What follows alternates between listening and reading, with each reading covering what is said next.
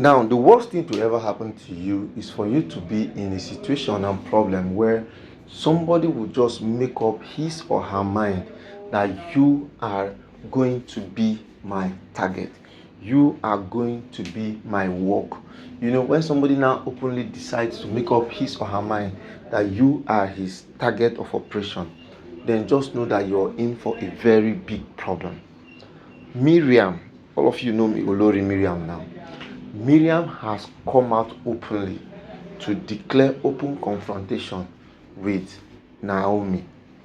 She is hell bent on making sure that whatever Naomi does in this her life, that she will definitely and always fight her to a standstill.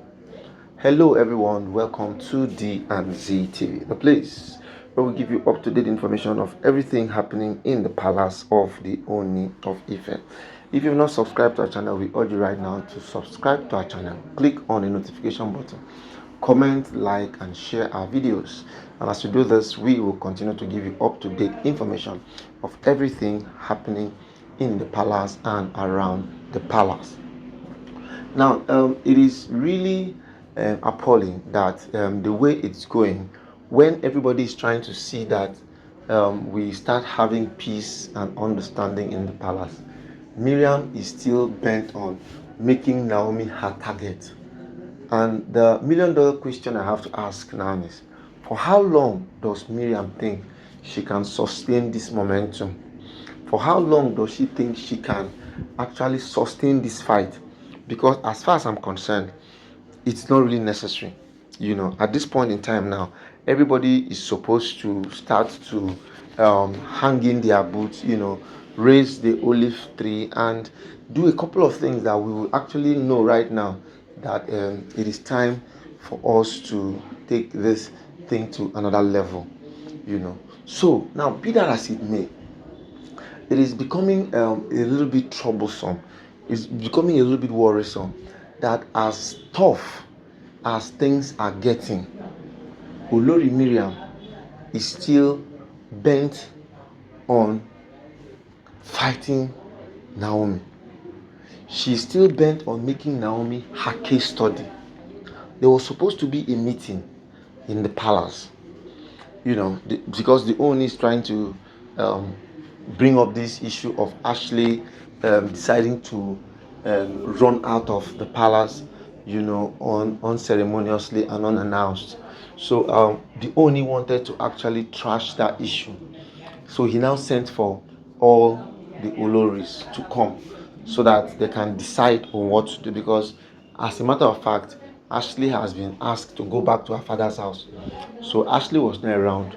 So the Ooni was now trying to see how he can actually put everybody in place and have this conversation.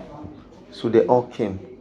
When they now came, they only asked everybody to air their opinions and air their minds.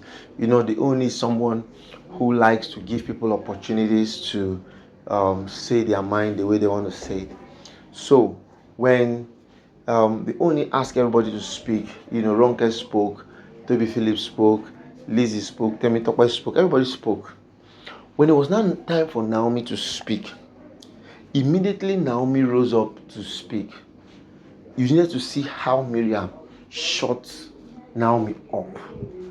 That Naomi, please sit down. You needed to see the vibration level. I said, sit down. You are not going to say anything in this place. Hey. So everybody was now beginning to wonder, what must have caused this kind of anger? That they've not seen Miriam this angry before. If you see her face, if you see everything, her veins in her neck, everything was just standing up. She was getting so agitated. She was getting so pissed. She was really, really fuming. I said, sit down. Then, initially, Naomi wanted to actually obey and sit down. But on the second thought, Naomi now felt that if she sits down now, This is how every other Olori will disrespect her. So the best thing for her to do was to show that she won't sit down. So there and then, she now retorted and said, or else what? Miriam, or else what? Miriam, I've been keeping quiet on you for a very long time, but you seem to be biting more than you can chew. Hey, my brothers and sisters, at that point, the place escalated. The place escalated. You needed to see how the place was now ranting. You needed to see everybody was now, that is, it took the divine intervention of the chief security officer of the palace to see that this problem was brought to a standstill.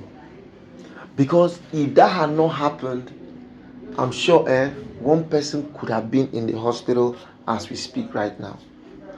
Yes, one person like this, one person could have been in the hospital, because the anger level was boiling. People were now taking sides. This person says, no, you cannot do that. This person says, no, you can. So the thing was just escalating. People were now like, how did we get here? Why? How did we get here? What made these people to begin to have this kind of misunderstandings like this? That we thought these people were all in one and the same thing. So why are they fighting each other now? Are they supposed to be fighting each other? No, this is not acceptable. Very, very unacceptable. That was how the whole meeting, we could not conclude that meeting. And this is actually the second, if not third time, that this incident is happening. Each time there's supposed to be a deliberation that it's supposed to yield good fruits and good results. Just be sure that Miriam will definitely come and activate a challenge. She will definitely come and activate a problem that will disintegrate the palace. And it's this disintegration that we have always tried to kick against, because the more people try to put the palace in order, the more things are always falling out of place and out of proportion. And if something drastic is not done, I tell you one day, what will actually happen or transpire in the palace will be so strong that nobody can understand, or nobody can fathom it, because it is really getting worse by the day.